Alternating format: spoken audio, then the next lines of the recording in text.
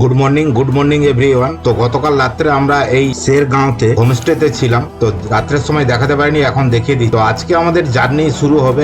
আমি এখন হোটেলের পিছনে ডাইনিং প্লেস থেকে আপনাদের সুন্দর একটা ভিউ পয়েন্ট থেকে কথা বলবো।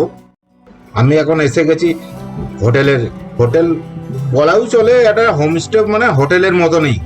তো এখন সকাল 7টা বাজে আর মেঘের অবস্থা খুবই খারাপ। তো আপনারা সাইডের ভিউটা একবার আপনাদের দেখিয়ে দিচ্ছি কি ধরনের মেঘ ধরে আছে। চারিদিকে দেখুন, এইগুলো সবই একদম মেঘ ধরে আছে। এত ঠান্ডা, প্রচুর ঠান্ডাও। আবার গোপ্রো মাঝে মধ্যে হ্যাং করে যাচ্ছে। আমরা ব্যাগ ফ্যাগ সব প্যাক করে নিয়েছি, কিন্তু এখনো বাইকে মাউন্ট করিনি, কেন পুরো অন্ধকার এসছে, মানে বৃষ্টির আগের যে পজিশন সেই পজিশন। তো আমরা ব্রেকফাস্টটা করে আমরা বেরোবো। তো চলুন, এখন আমরা ব্রেকফাস্ট করব বলে এসেছি, আর বাইরের অবস্থা খুবই খারাপ। পুরো ঝমঝমিয়ে বৃষ্টি হচ্ছে। আপনাদের দেখাচ্ছি যে কী ধরনের বৃষ্টি হচ্ছে। খুব মুষলধারায় বৃষ্টি হচ্ছে। দেখুন বাইরে এত একদম পুরো চারিদিকে অন্ধকার করে আছে, মুষলধারায় বৃষ্টি। এই বৃষ্টি মাথায় নিয়ে বেরোনো খুবই চাপ। তো কি করব, এখন ওয়েট করছি একটু বৃষ্টি আসতে হোক, তারপর বেরোবো। আমি একটু হোমস্টের মালিকের সঙ্গে একটু কথা বলি। भैया थोड़ा बात बोलें। आपका होम स्टे का नाम बोल दीजिए। Tulip valley home stay Sargaon. Sargam. अच्छा, तो यहाँ आने से तो रूम बहुत सारे हैं, आपको मिल ही जाएगा, जब भी आएंगे मिल ही जाता है। हाँ हाँ, मोस्ट प्रोबेबली आपको मिल ही मिल ही जाएगा। जाएगा। आपको जो सीज़न के समय में जो है थोड़ा सा थोड़ा सा प्रेशर होता है। 1-2 महीना पहले बुक करना पड़ता है। हाँ। अदरवाइज ऑफ सीज़न में तो मिल ही जाता मिल है। ही जाता है। अच्छा, यहाँ लंच डिनर सभी होता है। डिनर ब्रेकफास्ट अच्छा, आप लोग का टेरिफ थोड़ा बोल देंगे तो अच्छा होगा। मेरा 2500 है। 25। বৃষ্টি তো অনবরত পড়েই চলেছে, আর কি করব। এই হোমস্টের মালিক এবং ওর বাচ্চাদের সঙ্গে একটু খেলাধুলা বসেছি, গল্প করছি। अबो डेविड ডেভিড এই যে খেলছে। टाटा करो टाटा। बस पकड़ के टाटा करो टाटा। टाटा करो। टाटा करो। नमस्ते करो। नमस्ते नमस्ते नमस्ते। খুব কিউট। दा दा दा। चलो चलो चलो, ये बोल बोल बोल बोल बोल। বাইরের দিকে চলুন। খুব জমিয়ে বৃষ্টি হচ্ছে, দেখছেন কি বৃষ্টি হচ্ছে, আর ঠান্ডা সেই মতো। তবে আমার বাইক সেফলি আছে এখানে, একদম উপরে সেট করা আছে, কোনো কিছুই প্রবলেম নেই।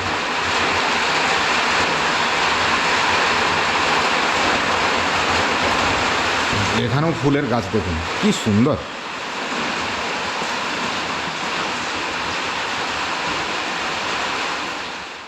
এখন 9:45 বাজে, আর আমরা 7টা থেকে বেরিয়ে এখন 9:45 পর্যন্ত বসেই আছি।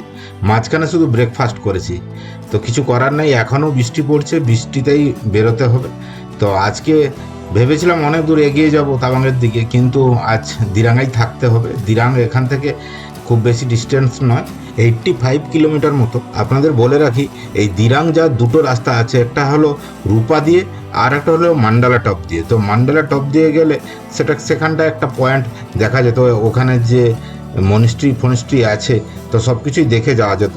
কিন্তু এই সময় হোমস্টের মালিকও বলল যে না, এই বৃষ্টির সময় ওই রাস্তা দিয়ে যান না, আপনারা রূপা হয়েই যান। তো আমরা সেই রূপা হয়েই যাব। তো চলুন, আজকে তো গোপ্রো বিশেষ বার করানো যাবে না, কেননা বৃষ্টি পড়ছে আর আমার গোপ্রো ওয়াটারপ্রুফ নাই। দেখি তবুও যতটা পারি আমি ফুটেজ দেখানোর চেষ্টা করব। আমরা এখন বাইক ফাইক সব প্যাক আপ করে নিয়েছি। আজকে আমরা যাব দিরাং, কিন্তু বৃষ্টির ওয়েটা দেখুন কী ধরনের হয়েছে। পুরো মেঘ, পুরো পাহাড়গুলোতে পুরো ভর্তি। তো কী করা যায়, বৃষ্টির মধ্যেই একই জায়গায় কেন বসে থাকবো। ট্রেনের জন্য সেট আপ সবই আছে, কোনো প্রবলেম নেই। তো চলুন বেরোই তাহলে আস্তে আস্তে। আমরা শেরগাঁও থেকে বেরিয়ে একটা এখন মনিস্ট্রিতে এসেছি। বৃষ্টি এত পড়ছে যে গোপ্রো মাউন্ট করার কোনো জায়গায় নেই। তো এই মনিস্ট্রিটা দেখতে এসেছি। প্রায় মেন রাস্তা থেকে 5 কিলোমিটার একদম পাহাড়ের উঁচুতে উঠতে হয়েছে, তো বেশ উঁচু। তো চলুন মনিস্ট্রিটা একটু দেখি। এখন আমরা মনিস্ট্রির সামনের দিকে এসে গেছি। খুব সুন্দর মনিস্ট্রি, বৃষ্টি না হলে খুব দুর্ধর্ষভাবে দেখা যেত। চারিদিকে একদম মেঘে ঢাকা। আর ক্যামেরায় জলও পড়ছে, তাই তাই সব জায়গায় ক্যামেরাও বার করতে পারছি না, একটু প্রবলেম হচ্ছে। ভিডিওগ্রাফি আজকে কিন্তু খুব বেশি করতে পারবো না। মনীষীটা দেখুন কি ধরনের কারুকার্য করা আছে, কি সুন্দর লাগছে এবং দুর্ধর্ষ। তো উপরে একটু উঠি, বৃষ্টি তো অনবরত পড়ে রয়েছে, লেন্সে রীতিমতো জল পড়ছে, কিছু করার নেই। আর সাইডের দিকের ভিউটা দেখুন, কি ধরনের মেঘ পাহাড়গুলোয় আছে আর কি ধরনের বৃষ্টি হচ্ছে, ধারণা করা যাবে না এত পরিমাণে বৃষ্টি হচ্ছে।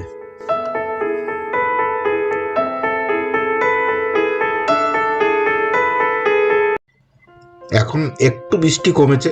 তো এই মনীষীটা নতুন বানানো হয়েছে, এখনো রাস্তাঘাটগুলো সব কমপ্লিট হয়নি, তো প্রচুর কাদা হয়েছে। তো আমি এই মনীষীটা সামনে থেকে আপনাদের দেখানোর চেষ্টা করছি। তো খুব সুন্দর মনীষী। এই মনীষী দেখার জন্য তো ওখানে পিছনে ফ্যামিলি দু একটা আছে, তো ওখানে বললাম খুব ঠান্ডা লাগছে, একটু চা খাবো, তো চা বানিয়ে দিল। আমি জানি হয়তো পয়সা দেবো, কিন্তু পয়সা নিল না, চা বিস্কিট সবই খাওয়ালো। সামনের পাহাড়টাতে খুব সুন্দর লাগছে, যে পুরো মেঘগুলো পুরো পাহাড়ের ভিতরে যেন ঢুকে আছে।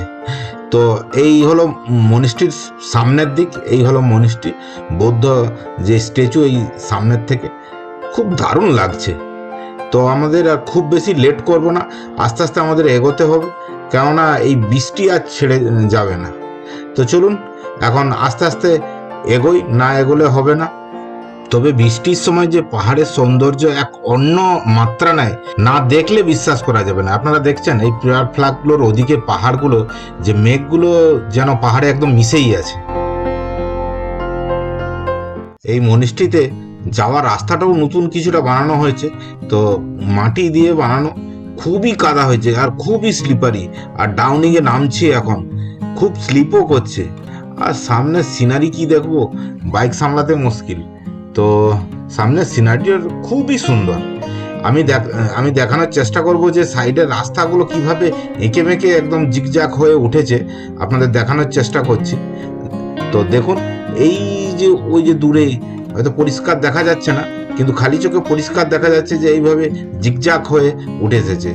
তো আর এগোই এখন আস্তে আস্তে, এখানে দাঁড়ানো খুব কঠিন।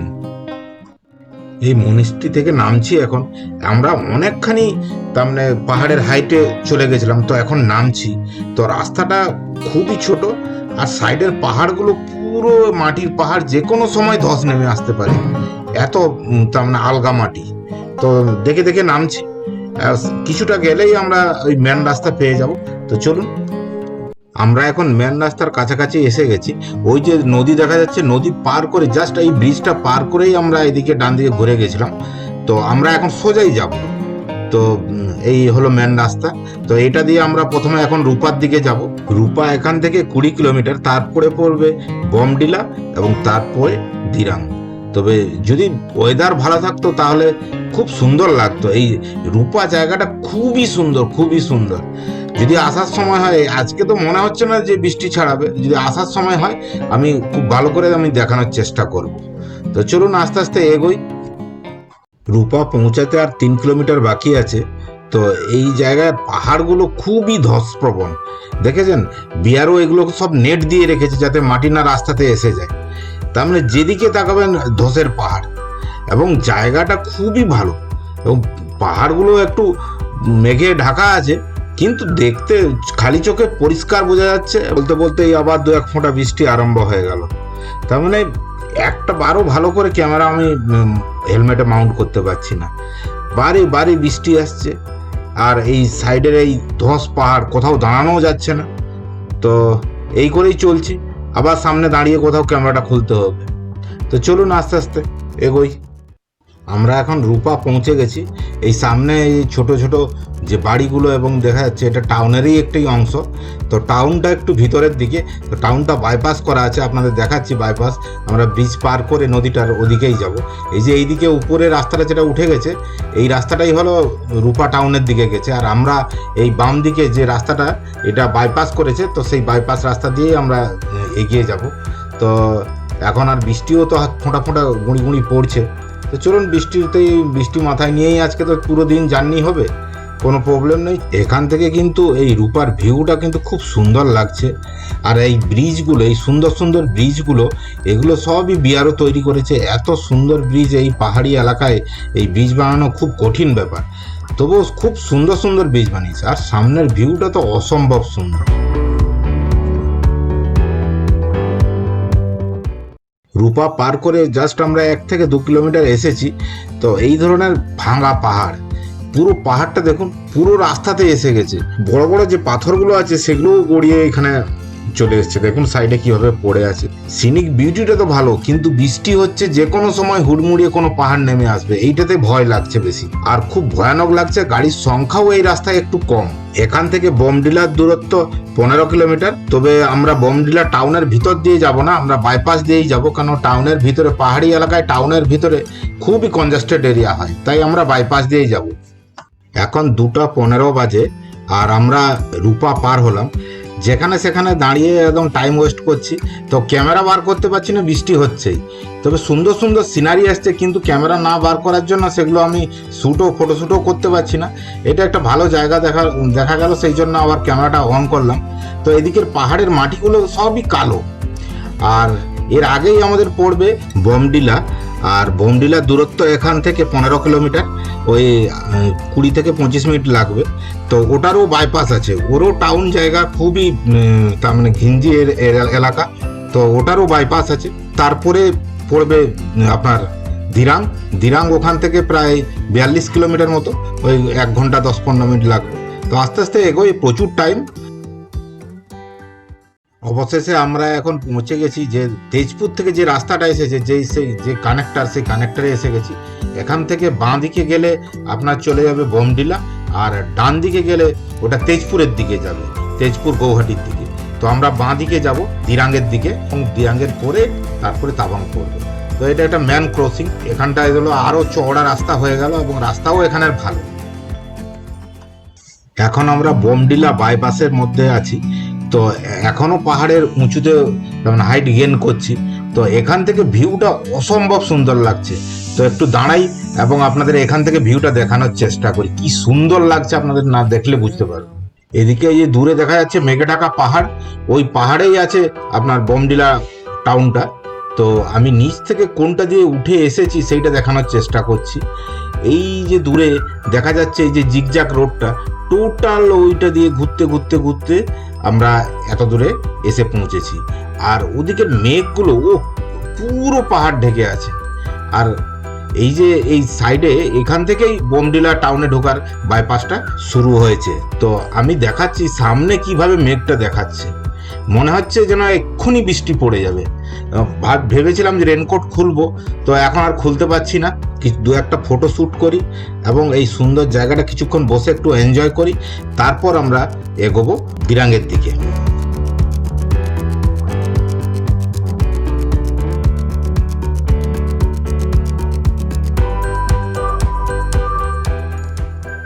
একটু রেস্ট নিয়ে আমরা সিনিক বিউটি এনজয় করছিলাম, কিন্তু সেকেন্ডের মধ্যে এমন একটা মেঘ এসে গেল, পুরো চারিদিকে কিচ্ছু দেখা গেল না। আর এজন্য বৃষ্টি পড়ে যাবে, তাই আর সেখানে দাঁড়ালাম না। একা তো, সেই জন্য ভয় লাগলো, এবং বাতাসও চলছে। দেখুন সামনে 0 ভিজিবিলিটি, কিছু দেখা যাচ্ছে না, এবং আস্তে আস্তে যাচ্ছি, এবং হেডলাইট ফগলাইট দুটোই জ্বালিয়ে দিয়েছি। আর একটা জিনিস লক্ষ্য করছি যে যদি এখানে রেনকোট না পরা হয়, তো মেঘটা এত ঘন যে বৃষ্টিতে ভিজে যাওয়ার মতন ভিজে যাব। এখন 3:05 বাজে, আর আমরা দিরাং পৌঁছাতে আর 15 কিলোমিটার বাকি আছে। তো আমরা এরকম পাহাড়ি রাস্তা ধরেই চলেছি। ওয়েদারটা এখন মোটামুটি ঠিক আছে, এখন এই মুহূর্তে বৃষ্টি পড়েনি, তবে বৃষ্টি যে কোনো সময় আসতে পারে। তার মানে এমন ধরনের মেঘ চারিদিকে করে আছে। আর এখানে আর্মির ব্যারেক কিন্তু চারিদিকে আছে, প্রায় ম্যাক্সিমাম যে ছোট ছোট টাউনগুলো আছে তাতে আর্মির ব্যারেক আছেই আছে, কারণ ইন্দো চায়না বর্ডারটা তো কাছেই, তাই। হ্যাঁ, আর একটা এই সামনে এটা মেয়েদের পুরো একটা র্যালি যাচ্ছে। মেয়েরা সবাই হিমালয়ান নিয়ে, প্রায় 30 থেকে 40 জন মেয়ে, তো বাইক র্যালি করে যাচ্ছে।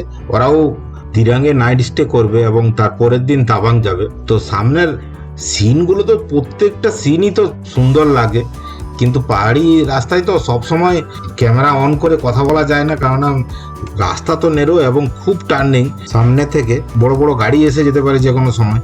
তো সেই জন্যই প্রবলেমটা হয় আর কি। তবে এখন বলে রাখি আমরা 3:30 বা 3:35-এর মধ্যে আমরা দিরাং পৌঁছে যাব, কারণ দিরাং খুবই কাছে। এবং তবে রাস্তায় প্রচুর হোমস্টে, হোটেল এবং খাওয়ার দোকান প্রচুর আছে, কেননা এটা মেন রোড, তো সেই জন্য প্রচুর পরিমাণে হোটেল এবং রেস্টুরেন্ট সবই পাওয়া যাবে। দিরাং পৌঁছাতে আর 2 কিলোমিটার বাকি আছে। আমরা অনেকখানি ডাউনিংয়ে নামছি, কারণ দিরাংটা একটু রূপা ফুপা এইসব জায়গাগুলো থেকে একটু নিচু। আজকে তো হাতে প্রচুর টাইম, সুন্দরভাবে হোমস্টে খুঁজে বা হোটেল খুঁজে থাকবো এবং আজকে একটু রেস্টও নেব, কারণ আগামীকাল জার্নিটা খুবই অ্যাডভেঞ্চারাস হবে, কারণ আমরা অনেকখানি হাইট গেন করব আগামীকাল এবং বরফ, স্নোফল সবই পাবো আশা করছি।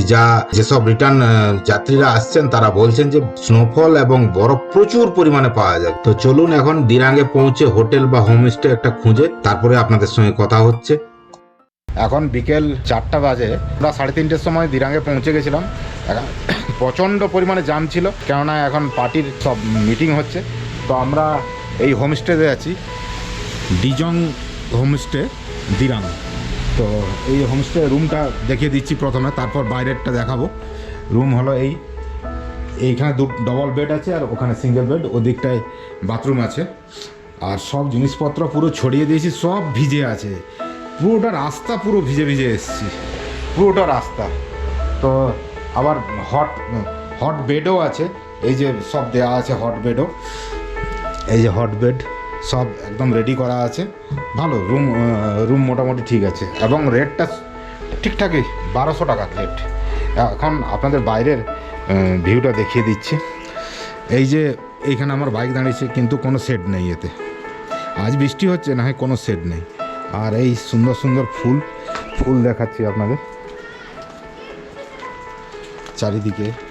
আবার এদিকটা সব থেকে ভালো জিনিস, গাছে কমলা লেবু ধরে আছে, গাছে পুরো কমলা লেবু ধরে আছে, হলুদ হয়ে আছে কমলা লেবু।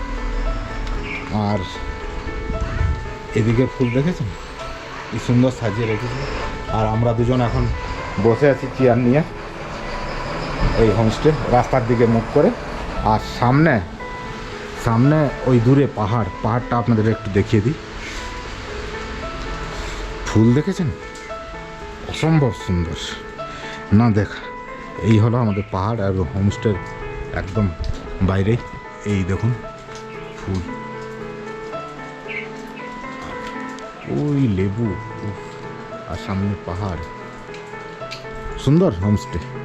আর রেটটা তো খুবই রিজনেবল, 1200 টাকা ঠিক আছে। আর বৃষ্টির সময় কোথায় যাব, হয়তো এর থেকে 200-100 টাকা সস্তায় পাওয়া যেত, কিন্তু কোথায় পাবো।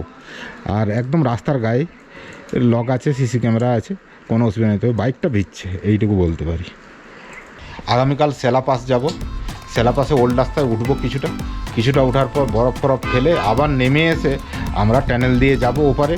আবার ওপারে গিয়েও একটু বরফ দেখে তারপর তাবাঙে যাব। আমাদের হাতে হিউজ টাইম, কোনো ব্যাপারই নয়। তো সেই হিসাবে রেডি। যদি ওয়েদার এরকম হয় তাহলে তো উপরের অবস্থা খুবই খারাপ হবে, কিছু করার নেই। আজকে তাহলে এখানেই আমি ব্লগ শেষ করছি, কেননা আর বৃষ্টিতে ভিজে একদমই ভালো লাগছে না। দেখা হচ্ছে নেক্সট ব্লকে। বাই।